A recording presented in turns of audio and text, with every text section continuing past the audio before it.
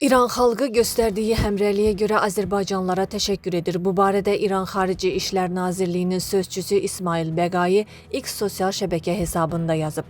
Müsəlman ölkələri və bütün regionda, eləcə də dünyada vicdanlı, ədalət axtaran insanlar tərəfindən İran xalqının ABŞ-İsrail təcavüzünə qarşı müqavimətinə dəstək olaraq nümayiş etdirilən misilsiz həmrəylik dərindən təqdir olunur.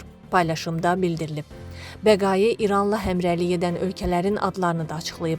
İranlılar bütün dünyada, xüsusilə İraq, Yəmən, Livan, Türkiyə, Pakistan, Əfqanistan, Hindistan, Fələstin və bir neçə Afrika ölkəsində, eləcə də Tacikistan, Azərbaycan, Meksika, Kuba, Yaponiya, Fransa, Böyük Britaniya, Braziliya və hətta Birləşmiş Ştatların öz daxilində İran xalqına qarşı qanunsuz müharibəyə göstərilən müqavimətə öz həmrəyliyini və dəstəyini ifadə edənləri xatırlayacaqlar.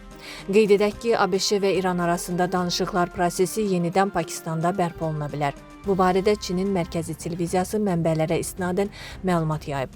Bildirilir ki, ABŞ və İran nümayəndə heyətlərinin Pakistanda növbəti görüşü həftə sonu planlaşdırılır. Bloomberg agentliyi isə ABŞ-İran danışıqlarının yeni mərhələsinin Pakistanda yox, Türkiyədə və ya Misirdə keçirilə biləcəyi haqda məlumat yayıb. Adı çəkilən ölkələr münaqişənin həlli istiqamətində diplomatik səylərini gücləndiriblər.